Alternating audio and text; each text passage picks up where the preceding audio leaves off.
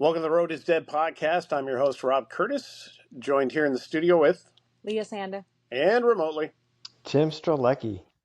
I apologize for the way things look and probably sound. Who knows what the hell they're going to sound like, but we've had some massive technical difficulties. Thank you for the recommendations that I have received for new podcasting apps. Everyone recommended going with the app that we're using. So apparently I just don't know how to use it right. Womp womp. But today's issue, I think, is more... Today's issue is the GoPro's not working as a webcam correctly anymore with this, and Windows updated some crap, and who knows what the hell's going on. So we don't get the nice soundboard, we don't get the mics and everything else, so who knows, maybe it's nicer. I have like a weird T across my face. Do you guys see this? No. Oh, maybe it's only on my end. That's weird. Yeah, you're fine. Anyway, I'll try to get that in the white. Not that anybody's watching. Doesn't matter. Let's go. Proceed. Okay, what are those two jerseys behind you? Oh, they're my brother-in-law's jerseys. That's from when he was racing, and that's when he was dirt jumping for Schwinn. Nice. Yeah. You know, it's better than staring at a gigantic wooden background. I try to spice it up. Some people pay a lot of money to stare at gigantic wood on the internet. Yeah, hey, you know, that's what that's what anyway. Yeah. This is a G-rated show, Rob. No, it's not. No, it's not. I'm gonna have to at some point, I don't know, work on stuff or what. This is the Nationals podcast. That's the whole point of it. I did not go to Nationals. I did not race Nationals. This is really for you two to talk and go over stuff. You were missed by so many people down there, Rob. No, I wasn't. Anyway. Yes, you were. A lot of people were asking, "Where's Rob? Why isn't he here?" Sure. Yeah. Well, I was not able to attend. I had some better things to attend to. My son's birthday. Yes. Yeah, they go and have a kid. Family comes first. You know, if I had $1 for every time a child has interrupted plans that I had, I'd be very rich.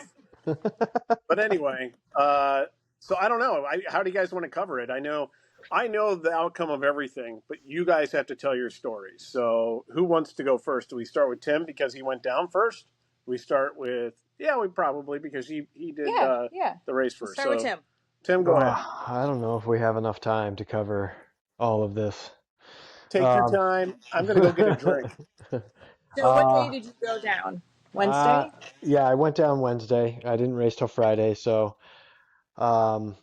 went down Wednesday, got there Wednesday, probably about 3 o'clock, and was kind of good because my only goal for the day after the drive was to just get my bib number. So that's what I wanted to do. But we got there in enough time where I'm like sitting in the parking lot going, I should maybe just like ride a lap, like real slow. So I did that. I just took my B-bike and I rode a lap just to see what it was like. And I mean, I rode very slow and I walked up every single hill. Like no torque, no nothing. I legitimately got off and like walked up every hill real slow. So just to kind of see what it was like, because I didn't want to go into, one of the pre-rides blind, so to speak. Right. And, with Nationals, it's such a strict schedule that you can only get on course so many times before your event. So I wanted to be able to do that before I pre-rode the next day around what would have been my race time. So I did that. That was fine. Got a feel for it. Noticed that there were some similarities from the last time I did it in 2018. And then quite a few little changes, which was nice. I thought this track was very good. It was a very national quality track, national level track, which is what you want when you're at an event like that. Right. So Thursday I just did did the hour-long pre-ride at the 12:30 hour, the 12:30 to 1:30 hour, because in my head I figured, okay, conditions would be similar, or would be maybe similar around race time on Friday, which is, race time on Friday was supposed to be 12, but they switched the schedule up on quite a few people. I think Leah, you got that happened to you, so the race was an hour earlier. So after that pre-ride, I had, my tires chosen, I had my pressures chosen, everything felt dialed and comfortable, and I was like, cool, this will be this will be how it should be on Friday. And then we wake up Friday and it's like below, below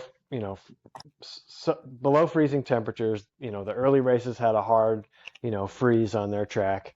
Um, so I relied on the freeze actually staying. And Right.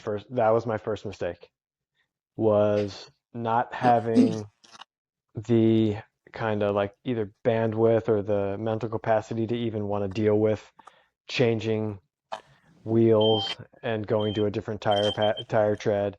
So I just kind of like relied on the fact that the freeze was going to hang out. And So the tires you rode and when you pre-rode were what? I pre-rode on tubeless Griffos at like 22, 23, which Yeah. seems a little hard, but they're tubeless, so I can't go too low. Um, and everything felt solid. Like it was muddy, but the every like they had plenty of grip. And then what was nice is when I pre-rode on that Thursday and it was muddy, there was hardly any mud buildup. I had like hardly any mud buildup, and every time I got on like one of the pavement sections or even the grass section, by the time I got to the start finish line, all the mud was gone. Like I had fresh tread. So I was like, this is perfect. If it stays like this for Friday, this is what I'm going to go with. So like I said, I relied on the fact that the freeze was going to hang around. And as soon as we got to remember that right, where we pitted, right? Yep. That right hand turn, that long straight, and then that tight little right left. As soon as we took Yep. that first right hand turn, I slid a little bit and was like, I immediately knew right then. I was like, this is not good. I knew within the first 40 seconds of the race that this was a bad choice. I had made a bad choice to not switch my tires. And by that time I got like a decent start. I think I was in like fifth or sixth. I mean, I use the term decent very loose. Like it was, if I was to be graded on it, it was probably like a D. It wasn't very good. Um, but I was up towards the front, and that was fine. I had a front row call up. And then as soon as we took that right hand turn and went past our pit area and did all that on the way to the flyover, the thoughts already started going in my head. Like I was in the lead, and I'm like, what am I going to do here? What am I going to do here? What am I going to do here? Like I'm either going to have to pit now or I'm going to have to ride this wave. And I didn't have enough of a gap going past pit one, but through the mansion section the first time and on the way back, I think I had established like a maybe 5 to 7 second gap, and I should have taken it on pit two.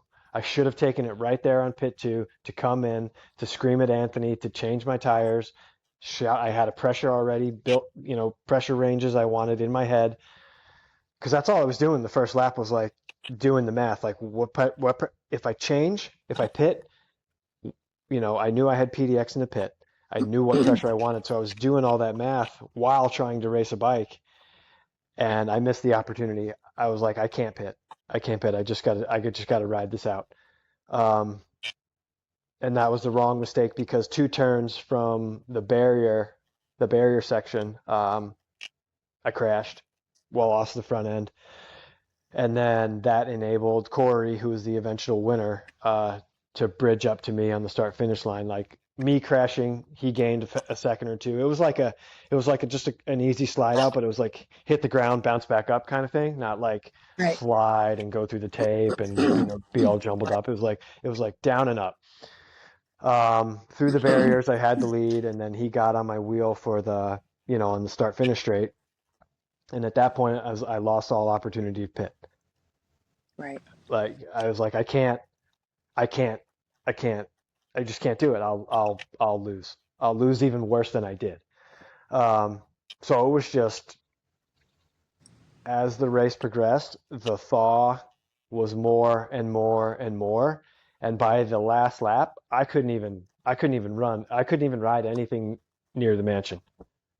I couldn't ride a single thing.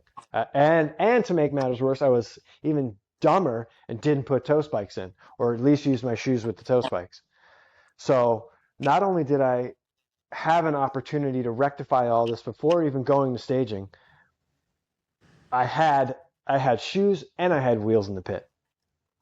I had it all there, and I shit the bed and didn't do any of it.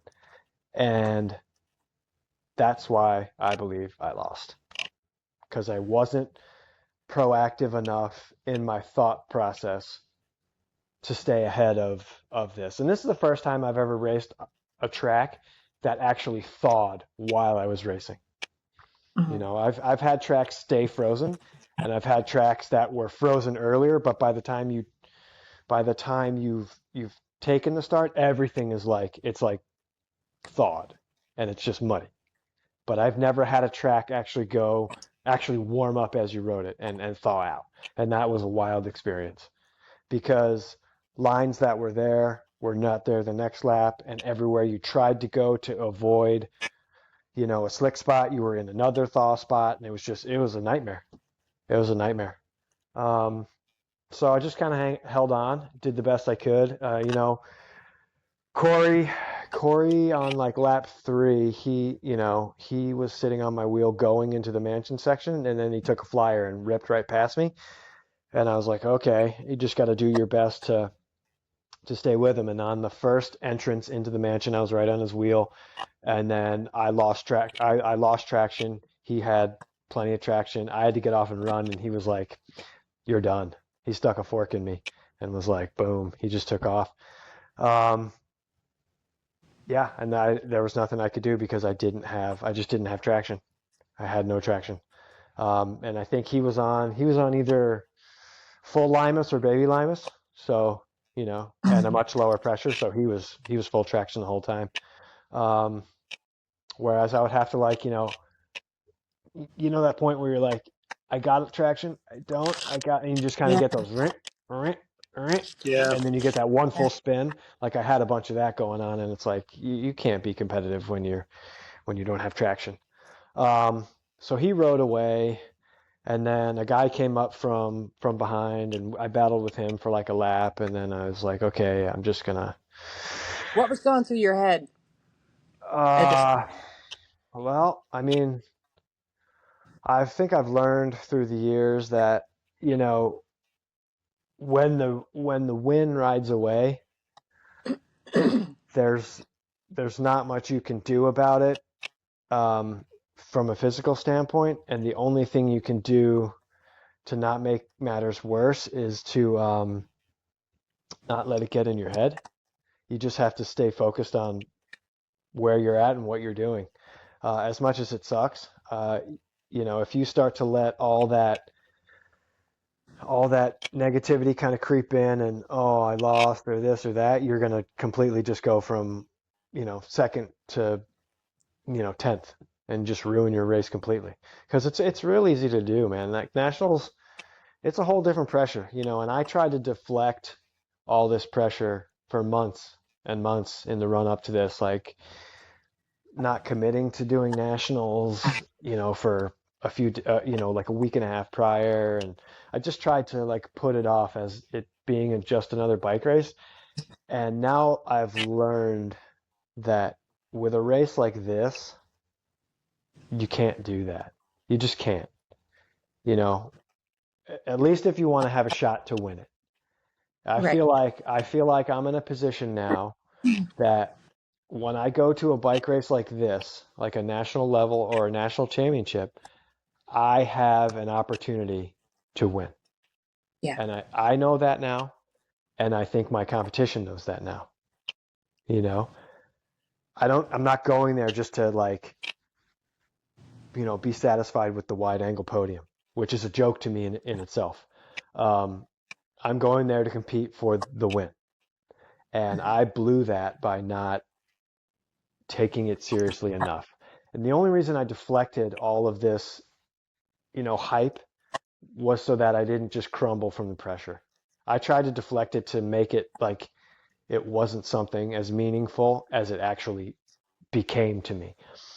Like, I didn't understand how much it would affect me, how much not winning would affect me until I crossed the finish line.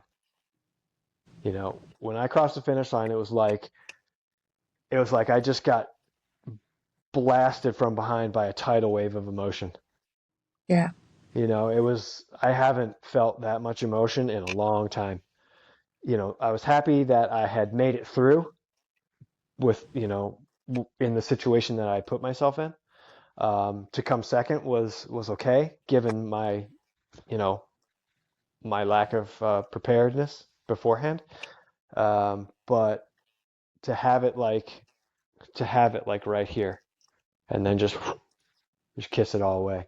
That really stung. And then I understood what it meant to me, and that the fact that it didn't happen. And like I said, I cried. I straight up cried. Yeah. I cried hard in Darcy's arms. I cried on your shoulder. I cried in my changing towel. It sucked. Like, it fucking wrecked me. But um, I think I'm I okay now. Like, all that sadness, like I had mentioned to you earlier, Leah, that sadness has now turned to anger, and anger is on myself, and I will never, ever, ever, ever make that mistake again, ever, of not putting an emphasis on preparedness. it's it in a way it's beautiful that you got an opportunity to learn that lesson because it taught you how much it meant to you. Yeah, yeah. I didn't Yeah. think I didn't think it did anymore. When I won here when it was in Chicago, that was like the high of highs. I buried myself through a pandemic when most people just sat on the couch and stuck their thumb up their ass and didn't really give a shit about it. Where I was, I worked my ass off for that. And, there were several times throughout that process, that 2-year process or year and a half process, where I was about ready. I was so sick of training that I almost quit, so many times. It's just such a grind to put yourself through that physically and emotionally, that I didn't really want to do that this time around. I didn't want to put that weight and that expectation on myself, but I realized the type of bike racer I am, I have to do that in order to be like all in and have like a legit shot, Yeah. you know. And I let some things, slip through the cracks. I mean, I didn't January 1st of 2024 came around, and the first thing on my goal list wasn't win cyclocross nationals. Like, I was like, yeah, I don't even care. I'm just going to get back into cross. And then, we went through the early part of the year, and then cross started approaching, and I was like, oh yeah, like, cross is back, baby. Like, and we started racing and everything. Like, just my love for this sport just grew exponentially. And the reason I put off nationals was because I was afraid. I was straight up afraid. I was afraid of what potentially winning would do again to my mental state, because it fucked me up the first time I did it. It really Really. messed with it. It really messed with my head. Um, and then I just didn't want to put that amount of pressure on myself. So I deflected it and just didn't, didn't, didn't give enough credit to the event and the competition that it deserves.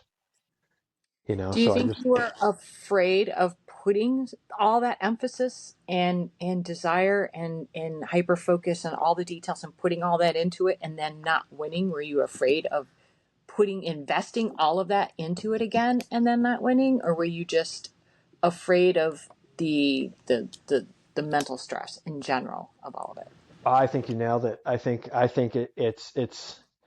was afraid of that. I was afraid of putting just this big target up, and that's all you're focusing on this whole year is this one thing, and Mhm. putting blinders onto every single thing. That can really mess with you, and to do that and then not win, I'd be devastated. So I tried to just like dumb it down. Yeah. Dumb it down as it's like, I've said it a million times. It's just another bike race, which, yeah, it is, but it's like the bike race, at least for me. Yeah. You know, Yeah. I don't care about crit nationals. I don't have no desire for that. I don't have any desire for crit racing. You know, this is the one, and I know that now. And it was good, like you said earlier. It's good to have gone through this experience and to learn from it. And it's so sad to have to learn from it because I feel like it's something that I already know, Mm-hmm. but I didn't respect it enough for whatever reason. And it's a tough pill to swallow, but in order to succeed, you have to fail. And I feel like I failed in a big way this time. But I think having this all happen really showed you how much you still love and care about Oh, yeah. everything. I mean, if it hadn't and you just happened to win, and I still don't think you would have quite learned it as thoroughly as you just did. Yeah, oh, I fully agree. I fully agree. It's one of those painful lessons. Like Yeah. there's lessons you learn where it's like, oh, it's happy-go-lucky, but the painful lessons are the ones where you really learn. Yeah. The happy-go-lucky lessons are like lessons that just kind of like present themselves to you, and there's no suffering to get to learn Yeah. anything, and it doesn't really like sink in. Whereas when something is so close and you just make these few wrong turns, that's where it really sinks in. Right. Yeah. So and the killer for me was like, even though I had like a spare set of wheels in the pit and everything, right before I left the house to go to Kentucky, I did one last sweep to make sure the house was good. And I walked in the basement, I looked at my baby Limus and I was like, I stared at him for like 10 seconds. And I'm like, I'm not going to need you. And I left. Yeah. I almost, Yeah.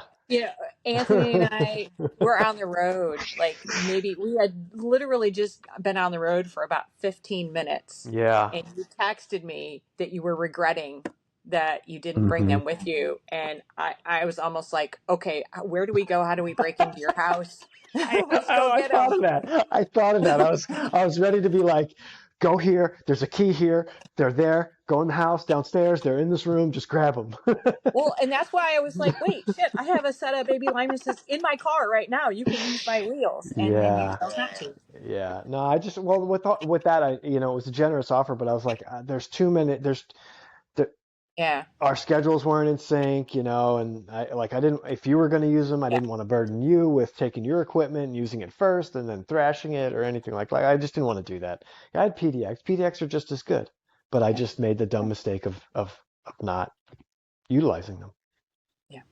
So, it'll be a long winter because every moment that goes by, there's a part of me that is still thinking about it and still upset about it, but what are you going to do? I don't even know if I had done all those things that I didn't do, if I pitted and changed wheels and put and used toe spikes, and I don't even know if that would have resulted in a better outcome. Because to be honest, Corey was strong. Like he was super strong. I don't know if I had the fitness for that. I mean, he Yeah. And obviously, he was last year's national champion in the younger age Yeah. group, right? right, Yes. yeah, yeah. Yeah. So he aged in, and I was on my way out. So I guess getting second on your way out of an age division is okay, but you know, no, I'm Not not. for I'm you. not. I'm Not not. for you. I'm not saying that my unpreparedness is the reason Corey won. He was strong. Like he was just straight up strong, Yeah. and he rode well, and he was smart about everything, and he was tactically smart about things, and hats off to him. He just got beat. So Yeah. another On to fucking next year. silver medal. Story of my life. Now, I had to look it up because I thought you are still technically 47, right? Or are you 48 right now? I am age 48, racing age 49. Yeah. Yeah, that's what I thought. So your racing age is 50 next year. You're aged up. Salivating. And I am salivating. but you're aging up into Meyerson's category, correct? No, I think he'll age up. I don't think I ever race him.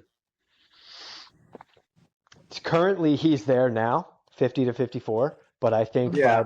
by the time I get there next year, he'll be in the 55 to 59. Racing age is 53 right now. I just His is checked it. his is Yeah. 53. Oh, so it will be a It'll I be will there for get to one race more him. year. Oh wow, that dude's good. Fuck. If it helps, he just went over what tires he ran this year, and they're the same ones he ran in Hartford to win, and they Oh, were the great. Flandrians. Yeah, that's what I was thinking. Like when I've looked back at all the social media that's been posted, and I was thinking, man, I wish I had a Flandrian. But what are you gonna do? I mean, I can't do anything about it now. It's over. Yeah. But I think the Flandrian was the tire. If you were a challenge athlete or had them available, I think it was the tire. You On know? your race day, yeah. Yeah. So just gotta fucking suck on this egg for 12 more months. Sucks. It's fuel. Yeah. It's fuel. I wish this was a year with double nationals. I'm dying.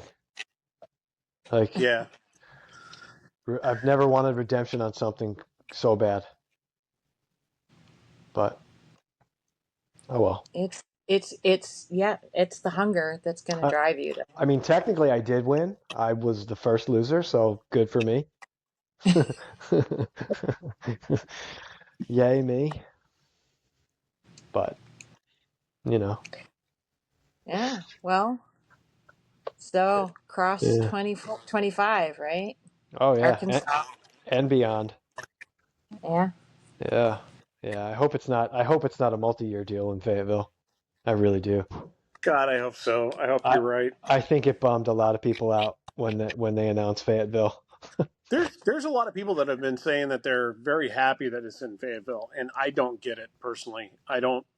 And I've been asked what I not like about it, and I got to be honest, it's the course. I don't like the course. I don't think it's a good course for a cyclocross national championships. Why? Your opinion? I Every mean, time I've watched it, it doesn't seem like a cross course. well, did you I guys don't go know to the that I can Worlds? answer. You guys went to the Worlds, right? You didn't go to the I Worlds? didn't go. I just Oh, watched them. okay, okay. I thought you guys were there. Yeah, it And didn't same look with the like. World Cup. The Hmm. World Cup that was there. I just nah. I'm It shocked that it went there. it's too. I'm not really because when you think about the amount of money involved, it makes sense. But It's going to be I don't sponsored know. by It's just Walmart. yeah. That and USA Cycling is making a concerted effort to. Um, I don't want to say home base, but create almost a home base out of that area. Well, they've already did it And with mountain biking in Bentonville. right, mountain biking was step one. I'm sure they're going to move if they haven't already. Their gravel efforts there, and then cyclocross. I'm sure they're going to want to base out of there as well too. I don't know. Doesn't make any sense. It's that course has always to me been a. It's not a cyclocross course. I mean, it's a physical fitness course It's that's more of a wide mountain bike open. course. Yeah, it's a mountain bike course. It's a Yeah. physical fitness course. It's wide open. There's nothing technical. No, it didn't appear. It didn't appear that there was even when I watched the Worlds. Yeah. It looks like an FTP contest in reality. Yes. Yeah. Yeah. As long as Which, you're good at running flights of stairs, you should come out okay. yeah, if you can run 50 stairs, that's great. But what about the other 98% of the track? We'll see. But TBD. It's a long way off. But Yeah. I do Well, now think I'm that. bummed because it is a long way off, and I'm already wanting to race cross again. Oh, I And know. maybe they'll listen to some of that. I mean, look at Louisville. The course has changed pretty much every year Yeah, as they've refined it. So maybe it's not necessarily going to be the same course that it's been in the past. I could tell you, 2018 when I did Louisville, that was a nightmare for everybody, right? From what I know and from what I've seen and heard about last year's nationals in Louisville, it was too easy. Yeah. Mm-hmm. And I thought this year, at least for the amateur days, I thought this track was good. Like it was tough. with all the, the mud that you guys had on Sunday, and then the freeze thaw that was there. It's, that mansion section, that chunk of the track on the backside, it was difficult. Yeah, part of me would have liked if it wasn't all condensed into one spot of the course like it Hmm. was, because the Yeah. whole rest of the course was pretty Simple. simple. Yeah. So, I mean, it was a lot of freaking hard stuff, and in the case of my race, a lot of running. I knew that. I Lot of knew running that. in the I mud. I Yeah, and knew it. I knew I was not going to be in a good spot. So, yeah, no, I mean, it was all just like off the bike, on the bike, off the bike, on the bike, off the bike, on the bike. It was just like all right in that same area. And then, the rest of the 80% of the course was pretty Other straight up. than in lap one of your race, other than the flyover, did you get off any? Oh, and the Belgian stairs. Minus those two areas, you didn't have to run anywhere else until you got past or until you got over to the mansion area, correct? Um, well, I don't know. Should I Give start you, from the yeah, give beginning? your Should I start whole, Yeah. from the beginning? yeah. All right. Yeah. Let's hear it. Well, let's see. Anthony was, I brought Anthony down to pit and support me, and to generally just be my I want to call him my teddy bear, because he's just very comforting. He's a very Hmm. comforting presence, and I love having him by my side, especially Hmm. when I am feeling very stressed or anxious about anything. And for him to to be a mechanic and be, I know that he would just take care of me and take care of my equipment, and that was super important. So Hmm. we drove down Thursday, got down there, set up the tents and everything. Um, and I had the option to get on the course late Thursday, but I decided not to, because I was, like you said, you just noodled around really, really, really, really slow. Hmm. I I thought about it, but I was afraid to put my legs felt really, really, really bad still when I got on the bike Wednesday. And tried to just put some sharp efforts in. Since I didn't race until Sunday, I just wanted Hmm. to get some short, hard efforts in Wednesday. My legs hurt from Montrose still. Wow. And so I was like, oh shit. I need to baby the legs here. And so, the decision was, my openers needed to be pretty fucking hard. And so I didn't want to get on the course on Thursday. Um,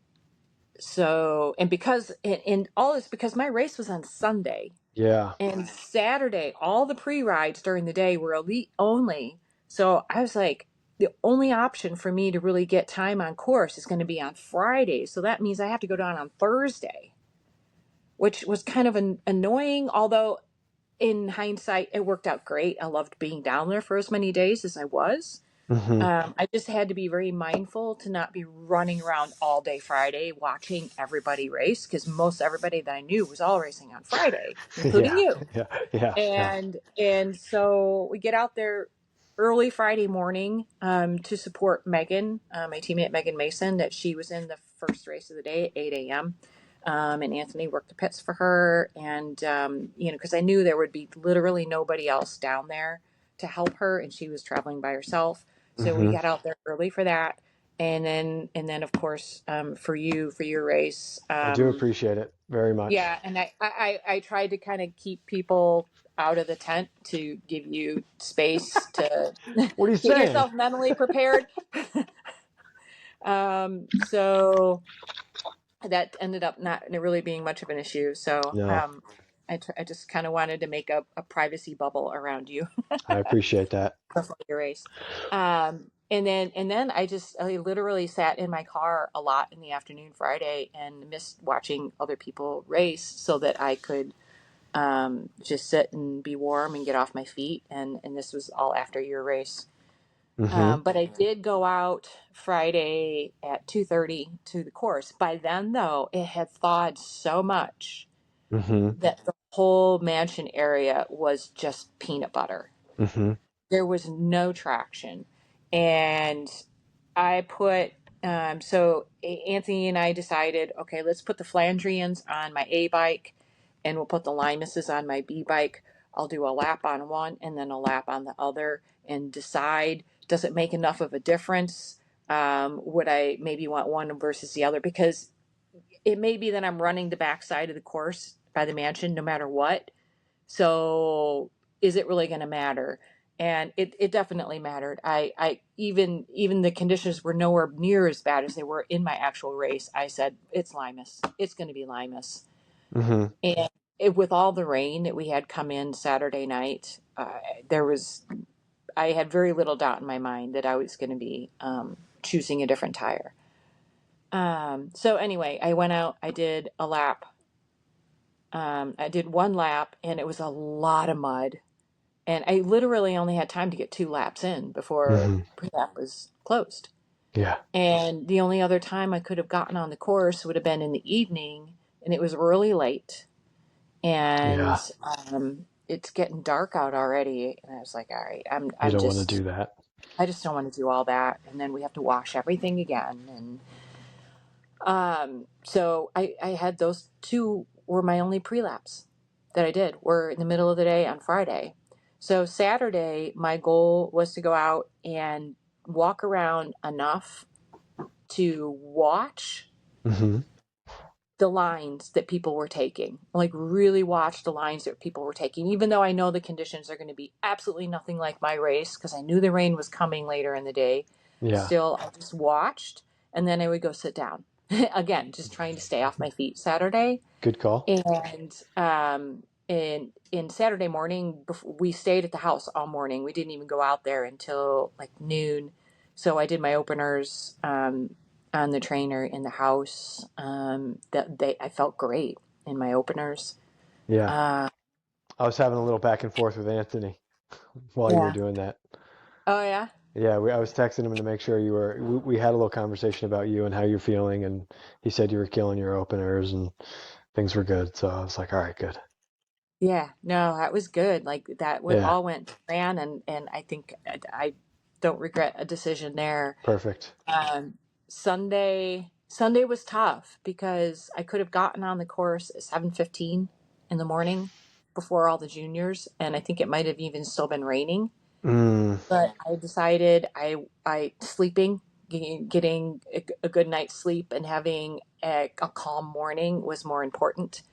yeah. Um, and I mean, I figured I'm going to be running the backside of the course anyway, and that's the only part of the course that if I ever wanted to study the line to figure out how to ride it, it would have been that area. But I knew I wasn't going to be riding it, so Yeah. it was like it really doesn't matter if I pre-ride at this point. And the Right. next pre-ride was immediately before my race, where You know, I need yeah. to be warming up, and I don't Yep. want to be getting mud all over everything. So. Um, so my race, my start, I had a really good start. I was second into the first turn off the pavement.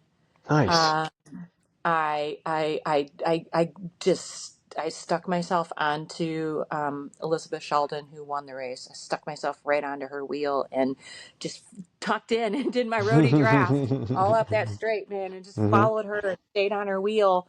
And then we hit that first, the bobblehead stairs, they're calling them, Yeah. that first got a few steps. Hmm. And I was starting to hurt coming down into that, and then get off the bike on my feet anytime I have to do that, man, it's Mm. not be my game here, and it's not a big run up, but I get back on the bike and I was dying, and people are starting to come around me Hmm. one after another, and I'm just like, shit. And then I was like, all right, don't panic, Leah, because we're Hmm. about to start riding the mud. You've got this. I had all this confidence. Right. We get off the pavement and you make that right, and you're just Hmm. like flat open field. And I saw a line along the right edge of the track Hmm. that looked like the place to be. and I'm riding it, and there was something under all the wet, sloppy mud that I didn't see that threw me down. I hit the ground hard. You know, I mean, the ground's not hard, so it didn't hurt me, Oh, but wow. my foot got caught in a stake. I broke the stake. It broke my shoe. I didn't realize it broke the boa, ripped the Okay. boa off the top of my shoe, off the top buckle. Oh. And I was calm. I was calm. I was like, all right, shit happens. Get up, get back on Mm-hmm. your bike, keep going. But then I was very tentative. Now I'm just like, I'm not trusting, Mm. because I didn't see what the heck that was. I was very tentative and tiptoeing now because I'm not trusting myself. And I go past pit one, and we're heading out to the mansion, and I'm thinking, boy, my shoe feels loose. And when I first hopped off the bike, because it was completely unrideable back there, I went to reach down to tighten my shoe, realized it was broken. I was like, well, it Oh. is. I'm running. It was staying on my foot. Yeah. Yeah. Yeah. So Yeah. I was like, if I had to keep pedaling the whole race like this, I could. I mean, it wasn't going to fall off my foot. But then they shortened our course. So Yeah. Curious. I saw that in the morning. they sent an email out the night before my race and said Mm-hmm. they were taking out 70 meters by the mansion and 70 meters before pit two, because of all the rains overnight. Mm-hmm. So yeah, I had studied all that in the morning, walked it, and looked and see what they did. So basically, you come up the stone stairs Okay. and you immediately turn and did this long sort of sweeping downhill to the bottom of where the UCI course went, and back up. So there were some very deep defined ruts, and Yeah. I'm coming through here for the first time on lap one, not 100% sure what these ruts are going to do to me Uh-huh. and how much of it I can ride in versus I need to cut across. Well, I made a poor judgment, and I got slammed to the ground again, get back up. And at this point, I completely lost track of how many people had passed me on the course between that first time up the stairs and then when I fell in the mud. Mm-hmm. And at this, I'm almost like, and I'm like, well, it is what it is. At this point, I need to just do everything I can to just be smart the rest of this race, because you never know. Maybe other Right. people will fall and break stuff, and I'll be able to capitalize on opportunities to gain In some of this conditions like back. that, There's that's always nothing I can do about it at this point. wow. So I finally get over to pit two, and thankfully the track kind of goes past pit two before it doubles back on the entrance into pit Mm-hmm. two. Mm-hmm. So I was able to yell out to Anthony, right shoe, right shoe. Yeah. So he had that ready for me. I ran in quick, changed the shoe, and because I didn't even have to undo the one I had Yeah. on Yeah. my grabbed a clean bike, head out, and finished the whole rest of head out onto lap two. And again, I'm feeling decent at this point. I'm just trying to be as efficient as I can, continue to learn wherever I can go fast on the course, go for the grass wherever I could, on the turns instead of riding through the slop, Mm-hmm. where I felt like I knew I had traction. And then I came to that same spot where I fell and broke my shoe on lap one, Mm-hmm. and my brain said, go there. And I hit the same thing and fell again. Again, I'm No. thinking, I don't know what took me down, but I'm like, I'm not seeing anything. And that's where my brain said, that's where the best place is to ride. So I went there again and must have hit the same, whatever it is I hit the first time. And I went down again. And I had some choice words for myself at this point. I'd imagine. Something along the lines of, for fuck's sake, Leah. Yeah. Yeah. Yeah. And then get back on the bike and just keep going. At that point, from that point on, I got my head screwed on, and I got mad. Mm-hmm. And I all of a sudden I figured out how to ride the mud. and I was riding with confidence because I was angry, and I'm like, you know how to do this. You know how to do this. Pull your head out of your ass. God damn it. Yeah. And then I, you know, I'd hit every time I had, I'd come out of pit 2 with my B bike, Hmm. and everything was great. My B bike worked great. It's set up mechanical though, and doesn't have as much of lightweight bits on it. And the Hmm. minute I hit that flyover and picked it up, I was like, oh man, this bike's heavy compared to my A bike. So I would pit and grab my A bike back in pit 1 because I knew I was going to have to shoulder it and run all that stuff in the back of the mansion. And so that was how the whole rest of my race went. And um, I was pretty happy when I finished because I just had fun the rest of the race.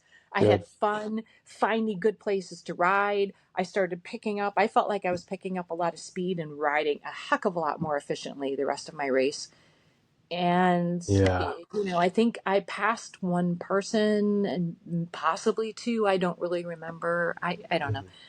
Hmm. But they had, you know, my age group, there were 13 of us. And then there were maybe 11 between the next like 3 age groups that were behind Hmm. me, the Hmm. older age. So there was like 20 some of us on the course. And you know, I in my head I thought, you know, I might have finished somewhere in the lower half of the top 10, you know, the bottom half of the top 10. Hmm. And then my husband's standing there and he looks up and he's like, oh, you finished 11th. And I just, everything just, I was just like, so like what? 11th out of 13? I did that bad. And I just, I suddenly just felt like, oh my God, you know, it was, Yeah. I can feel it now. It's hitting me now. It's like, it Hmm. just, I was like, all of that work, all of that time I invested in, and you know, and I started thinking about it and I was like, okay, nationals was never the goal. And I reminded myself of the fact that nationals was, it was a place to set a direction. I haven't done nationals since 2009. To race on a course like this against people of this caliber, against, I had completely forgotten what all of that was like. But the whole point for me, all the way up to nationals, was to see if I would enjoy and have fun racing cyclocross again and be able to put together an entire season without my body falling apart, because that's been my life in cross. Right. And I've been gaining confidence as I have been doing really consistent PT based strength training for the last 10 years.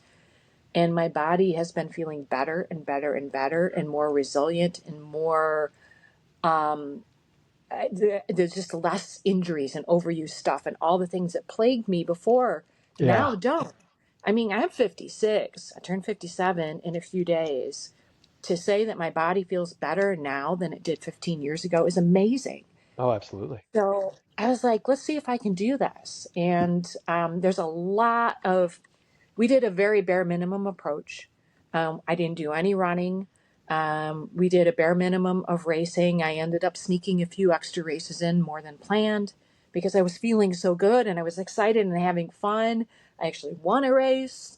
I had a really great season, a Yeah. really great season. Awesome.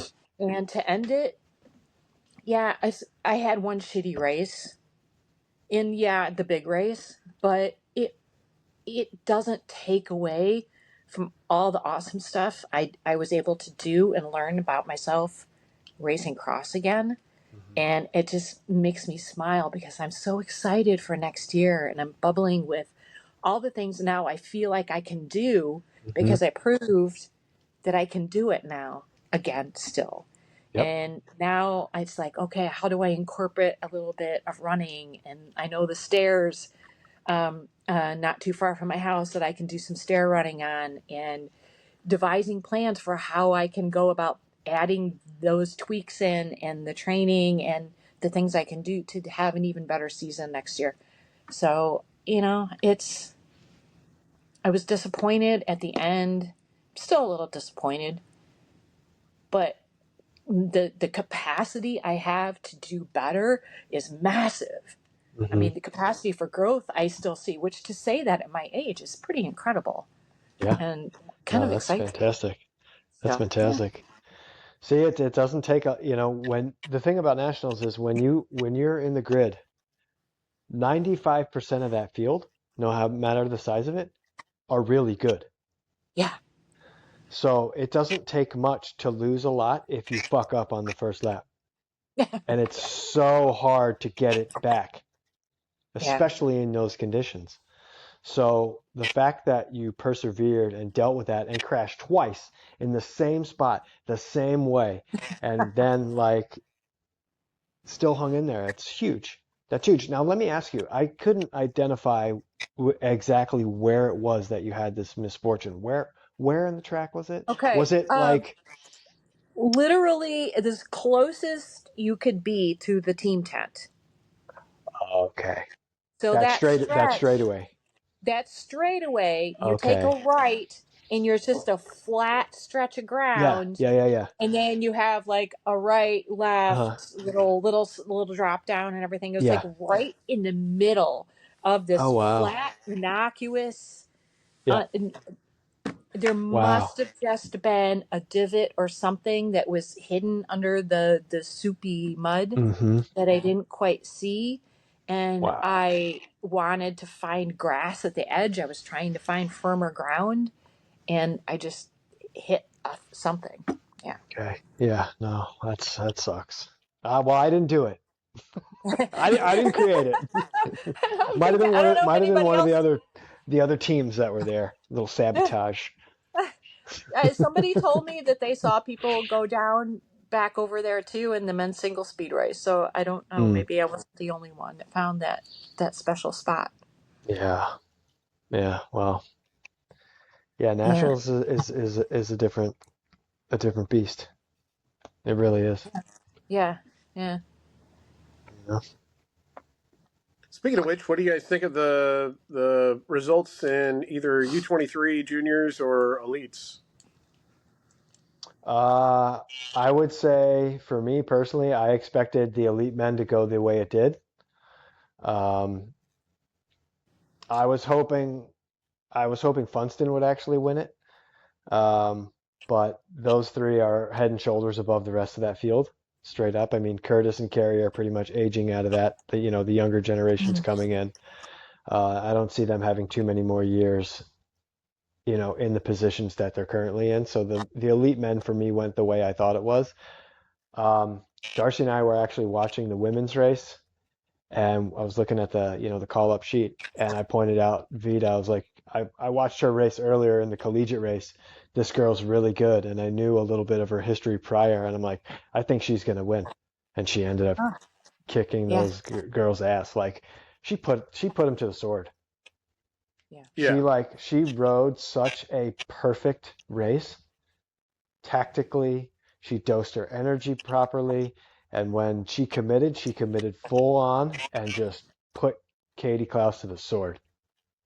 And that was awesome. yeah, I mean, essentially what we saw in the elite men and women, that's your future. Minus Yeah. the crop of top five U23s that are currently there in both men's and women's. Yeah, I want to go back and actually watch it on the coverage because I was there on site and didn't Yeah. really watch it in person a lot because I was trying to not be out running around and on my feet all day. So Yeah. I never really get a chance to watch how that all played out. So I'm excited to watch that. They were Um, very from a view from viewing it from the television. It was mhm. both the races were very exciting, Yeah. very exciting. I mean, Katie Klaus, I think ended up having really severe leg cramps on the yeah, last lap, like severe, where she could barely pedal. Um, Yeah. so yeah, they were both really good races. The U23 men I thought was kind of boring. One kid, Henry Coote, ran away with it. Um, and then the junior races, I didn't see much of those. And then that crash in the The women's women's U23. U23, that's Oh, been yeah. quite the controversy. The crash heard around the world. Yeah, no kidding. There's been a lot of back and forth on that. What back and forth? I haven't seen any back and forth. I know I I was out on a ride and I got a text from Anthony, and he said, huge crash in the final sprint, women's U23. And then when I saw the replay, or then he said somebody got relegated. And then when I saw the replay, I was like, well, yeah, okay, she got relegated then. And then So, that was that. So what discussion or debate is there? Well, well, some people saying, racing's racing, rubbing's rubbing, and No, it's not. Not if you lead your line like that. and dude, she and straight some up cut people it. saying that relegation wasn't even harsh enough, that she should have been DQ'd. Yeah. So just arguing back and forth about that. I looked at it quite a few times, and the first time, before I even knew what the decision was, I looked at it and I saw the replay on it, and I thought, oh, she's getting relegated. 100%. She's getting Yeah. relegated, if not worse. So I was not surprised when she got relegated. If they hadn't have relegated her, I would have been Oh, livid. shocked Yeah. I and mean, be I like, think, you gotta be I kidding mean, me. cyclocross falls under a road category. Yep. Road rules should apply. She obviously deviated from her line in a sprint, crashed Yeah. them both. She should have been relegated to either last or DQ'd. The fact that she still ended up on the podium, that's kind of bullshit to me. Well, they That's relegated yeah. her to Fourth. fourth, so Oh, she I was thought it was off the third. podium. Okay. No, No, they fourth. took her to fourth. But She still, should have that's still been wide angle podium. She should have They been didn't do wide angles for okay. U23, All right. I don't think. she should have been booted to the dead last. That's my opinion. Yeah. Because they would do The that. more They I would. look at it and see how that played out, I don't disagree with you. I mean, I you could look at it from the standpoint of, Sarkisov, she didn't in a normal road sprint, when you watch two people sprint, the guy or girl that's coming up from behind, when they realize they're going to get it, they go way away from the other person. She Yeah. she started sprinting and was like tucked under her elbow. She didn't swing way left, which if you're watching TV would be the right hand side. She didn't swing out and go for it. She stayed there and was coming. And I mean, I mean, I don't she know. had the line that she moved to start coming around. She had plenty of space, Oh, absolutely. Plenty of space to go further. and she was straight as an arrow towards that finish line. There, I looked to see, and I'm like, did the girl that came into her, did she slip or lose attraction or She just something? got And I disoriented. was like, Yeah. no, Yeah. and At yeah, first no, I that thought was. when I first saw it, I thought I saw the girl that was leading the sprint out. I thought I saw her hand blow off. But then I watched it again and she just got, like you said, disoriented and came over. Yeah. Yeah. I mean, sprinting for a What? finish, U23 national championship, and being gassed the way that you are, Right. and Whether Yeah, it totally. was intentional or not, you have I don't to think keep so. a straight line in the Yeah. Yeah. sprint. Bottom line, I that's don't. I don't think. your Yeah. To your responsibility. point, I don't think it's. I don't think it was even remotely Yeah. on purpose or anything. But yeah, it doesn't matter. I don't know. So, Rules are rule, and they're there for a reason. and there's no way for us to know intention necessarily.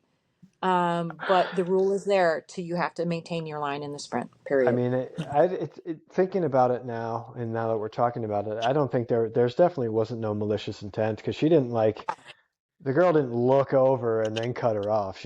Right. She just got squirrely. I mean, she's probably got 15 psi in her tires, doesn't know how to sprint with that psi in her tires. Like you said, Rob, she's gassed. She's trying to put every last little bit of effort she has into winning this championship, and it's like shit happens. Yeah, it was unfortunate, and they hit Yeah, hard. they did. They did. It was scary. It was scary. So yeah, I the whole experience of nationals was amazing though, and I enjoyed every moment of it, and I would like to go again. Whether that's going to be Arkansas in 25 or another one, I don't really know yet. But I'm definitely in for racing cross next year. Nice. And, I'm not sure what the goals are going to be around it. That I'll formulate that as the season progresses, I guess. Hopefully there's some spring cross in Rockford again. I'll definitely be going there. They've had it the last Patrick, they've had it the last if couple you're years, listening, right? Patrick, make sure you do it. But then Yeah. again, try not to hit a date that there's some major gravel event. Because, Barry-Roubaix, I think, is one of the weekends. Are you going to Barry? I am signed up for Barry. Yeah, so that's unfortunately going to be one of them, and I think Rough Road's the other one that interferes. I will be at Rough Road. Oh, I'd go if there's a spring cross during Rockford. During Rough Road, I'd easily go to spring cross. I will be doing my standard 3 gravel races, Dirty South, Rough Road, and Barry, and then I have to get on the wait list for Dirty South. It closed before I got registered. it I did. went on I put myself on the wait list yesterday. That race sells out super quick. That race sells out super quick, and yeah, I don't know. I got Barry. Yeah. Dirty South if I get in. I'm on the fence about Rough Road. It doesn't really appeal to me. It's a road race, and I don't like seeing all the road bike teams that hibernate for winter come out. That's what I like about it. I don't like that. I'm probably going to do Lumberjack 100 mountain bike race. My whole season next year is all off road. Mm-hmm. I'm not going to do any road. I am going to focus on Toad, Tour of America's Dairyland, with Masters Nationals happening at the very end of it for Crit Nationals. I will do that. So that'll be, I think, my primary focus this summer. I will do a smattering of the grit races, depending on where my energy and desire is at that point. But I think after June, I'm going to be starting to look at sprinkling in crits, but also what do I need to start doing for cross? Developing When did the at base. June? June, you should already have ridden your cross bike a dozen times. You need to be riding your cross bike while you're still racing road. Okay. Noted. Hopefully, I'll be done cleaning her cross bikes up Yeah. by then. That's right. I got back. We drove back yesterday, and it Help, rained almost Rob. the whole way back. My chains were nothing but just brown rust, and I dropped Anthony off, and I drove to the shop. I got here at like 3:30 yesterday, and I brought my bikes in the front door, and I was gonna be handing them to Rob, and he had the biggest look of disgust on his face. Well, it's like they weren't even perfectly cleaned off. Still have some mud. If you're going to power wash it and destroy all the bearings in the chain, you might as well get all the mud off of it. Right. That's what I'm talking about. Don't disrespect your mechanic. Oil? How long does it take to throw oil on the chain after you power wash it? Anthony got rode hard all week, pitting for everybody, and Sunday was brutal because not only did he pit for me, he pitted for Anne Marie, so it was a lot. He had the easiest. I mean, he loved every minute of it, but yeah. Oh yeah, he got a bird's eye view of the race, and he didn't have to really worry about getting a pit pass and all the other mumbo jumbo that comes with it, and he probably got off scot-free for my race. He just stood there. Yeah. He's me. He told me, he's like, I didn't want to say anything to you because you look pissed off half the time. I was like, I'm like, did I really? I think I was just hurting. I was going to say, because I was watching your race and I was doing the Instagram live thing, which turned really pixelated, so it doesn't really show it. Your body language changed drastically from the initial part where the leader got away and you were riding with the third place guy who's, sorry, I don't remember all their names. And your body language changed drastically. You just kind of had this almost I don't know if defeated is the right word. Alex Grant. But you were, Alex Grant. You were you just got dialed towards the end of that race, and I'm like, that's the Tim I know. All right, he's When gonna I finish this out properly. when that guy came up and got with me, I was like, all right, this was fine. I kind of like let him do his thing, and I wanted to see like where he was good and where he was not. And then halfway through, with like a lap and a half to go, I was like, I'm not fucking getting third. Uh, You Yeah. could tell. You could I was like, tell. I'm You not just getting got fucking third. serious. Your I whole was body like, language shifted. I was I'll, getting texts from Anthony, and Anthony's like, basically saying that you look checked out, or I don't know the phrasing that he had for a couple laps, and then all of a sudden he was like, he came by, he's charging, he looks clipped in, yeah, yeah, like he's completely on the ball right now. I yeah. looked at the lap times, the live lap times during Hmm. that. You lost, I want to say, between 12 and 20 seconds, or it was like 12 seconds one lap, and then another 12 or 14 seconds a second lap, so like laps 2 and 3 or something. And then you picked up and gained between 8 and 12 seconds on the last lap on first. Yeah, It was yeah. like you could tell when you just kind of reversed it. Now, how There, much of that was Corey knowing that he was good and kind of easing up at the end? Who yeah, knows? yeah. I mean, there was definitely a lull in there for me. I mean, there was a point where I was like, nobody was coming up from behind. You're just kind of in the middle of nowhere, riding by Yeah. yourself, and it's like, and you're like, you're having a conversation with yourself, like, what's going on? Why is this happening? And in the meantime, you're trying to concentrate and find better lines that aren't so slow, and you're trying to do all this stuff, and then, when third place came up, and we were battling for it, I'm like, I'm not getting fucking third. Okay, I remember vividly telling myself, I'm not getting third place. And I just took, he was in front of me. I jumped in front of him. I don't remember where, but I think from before the mansion, after pit one, I got ahead of him, and I was like, I'm not getting third, and I just stayed there the whole last lap. I cut him off a bunch. I cut him off straight up a bunch because I knew there was a couple times where he was close, and I could hear him from behind trying to like come past, and I just cut him off. Yeah. Especially going in that section towards when you're making your way towards the barriers. There was one Mhm. opportunity I know he was trying to get, and I heard it, and I was like, whoop, and I just cut over to the tape, and that was that. And then Lappers got in the way. Lappers got Oh in the yeah, I remember way. that. Oh, Lappers got in the way with the last like three turns. After we come across, you go through the barriers to make that right, that left, you go down that drop, and then you go towards that last little across the road, and you make those last little couple twisty bits. Um, One lapper was conscious and got out of the way before I got to him. He remained out of the way for Alex, and then when we came to the second or third to last corner, I got by the one guy, and he just stalled right in front of that guy, Alex, right in the corner, and it blew him up. He actually lost ground from that guy. that sucks. Yeah, it's it's Part of it's it, not it's not something we want to see, but it happens. You got to know how to you have to learn how you have to know how to race the track, but you have to know how to race the lappers that are on the track. yeah, Yeah. Yeah. It's all part of it, and he should know because he's a mountain biker. Hmm. yeah.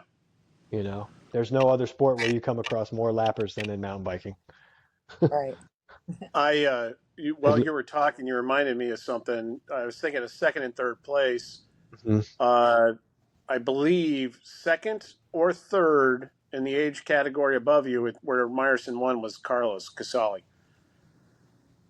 So he's in there. His racing age is 51. FYI. I don't care. Yep. No, I know. I don't care. I'll say it now. I am coming. There you go. Like All right, salivating. we gotta wrap this one a bit, but it's I don't know if we're gonna get another one out before Christmas, holidays, whatever. Probably will. Never know. But for everybody that is listening, got to tell you on the industry side, it's widespread acknowledgement that it's probably one of the worst years that anybody can remember. So, and that's in every bike shop everywhere. It is not, just one area or one shop or anything like that. I am reading forum posts daily where people are just really lamenting it. And it's not just the US, it's the UK, it's Australia. It is bad. I was reading a post from one shop owner where he would consistently sell about 300 kids bikes every Christmas season, Hmm. and he has sold something like 15. No way. So, and he saw the writing on the board quick enough that he didn't order any additional, but he still had like 150 or something on the floor. So Oh, wow. it is as though the world opened up and swallowed every single cycling customer known to man, and it's been going on for a few months for just about everybody. No one's been immune to it. So all the brands know it. All the brands have been dialing everything back and trying to sell everything. Most of the brands are going consumer direct right now because they've got to make something just to stay around. So even the big companies are kind of hurting bad. So if you were thinking about buying anything for the holiday season, bike related, I heavily encourage you to go out and spend that money and you have the money and it's, not an inconvenience or you can afford to do it. Go out and spend the money that you want to with the people that you want to spend it with. And hopefully it's going to be some buttonhole chamois cream, I which you can get, was wondering when you were going to get there. There actually, you hold go. on. I think I'm wearing one Oh, too. the double There you go. buttons. Double Uh, buttonholes. Double buttonhole. Usually Oh, did you notice Man. in your podium picture, Tim, that your medal was covering the ON, so it looked like butthole. butthole? Oh, no. We're going to have to go back and look at that. It's in the middle of all my dismay. I leaned over a little too far forward. Butthole. That's hysterical.